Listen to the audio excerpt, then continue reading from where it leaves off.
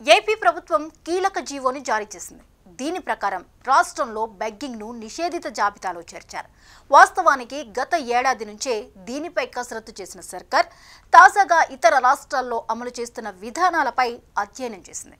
అనంతరం రాష్ట్రంలో బెగ్గింగ్ను నిషేధిస్తున్నట్లు స్పష్టం చేసింది. ఈ మేరకు తాజాగా ప్రభుత్వ ప్రధాన కార్యదర్శి జీవో జారీ చేశారు. దేశంలో భిక్షాటనపై నిషేధం కొన్ని రాష్ట్రాల్లో అమలు చేస్తున్నారు. వీటిలో ఈశాన్య రాష్ట్రం మిజోరాం, మధ్యప్రదేశ్, యూపీలోని లక్నోలో ఉన్న కొన్ని ప్రాంతాల్లోనూ పరిమితంగా బెగ్గింగ్పై నిషేధం ఉంది. తాజాగా ఆంధ్రప్రదేశ్ కూడా ఈ జాబితాలో చేరింది. ఆంధ్రప్రదేశ్ ప్రభుత్వం చట్టం 2025ని అమల్లోకి తీసుకొచ్చింది. రాష్ట్ర వ్యాప్తంగా భిక్షాటనను నిషేధిస్తూ జీవో విడుదల చేసింది.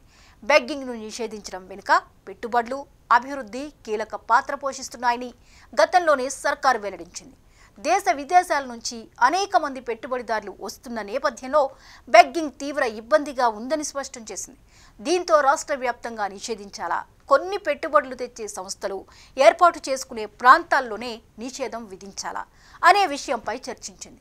అయితే ఇప్పుడు రాష్ట్ర వ్యాప్తంగా పెట్టుబడులు వస్తున్న నేపథ్యంలో రాష్ట్ర వ్యాప్తంగా బెగ్గింగ్ను నిషేధించారు.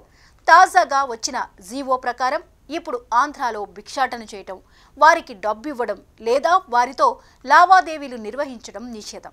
ఇప్పటి వరకు యాచక వృత్తిపై ఆధారపడిన కుటుంబాల పరిస్థితి ఏంటి అనేది ప్రశ్న.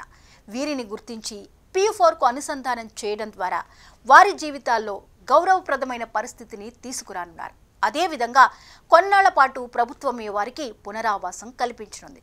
దీనిని సామాజిక సంక్షేమ శాఖ నిర్వహిస్తోంది.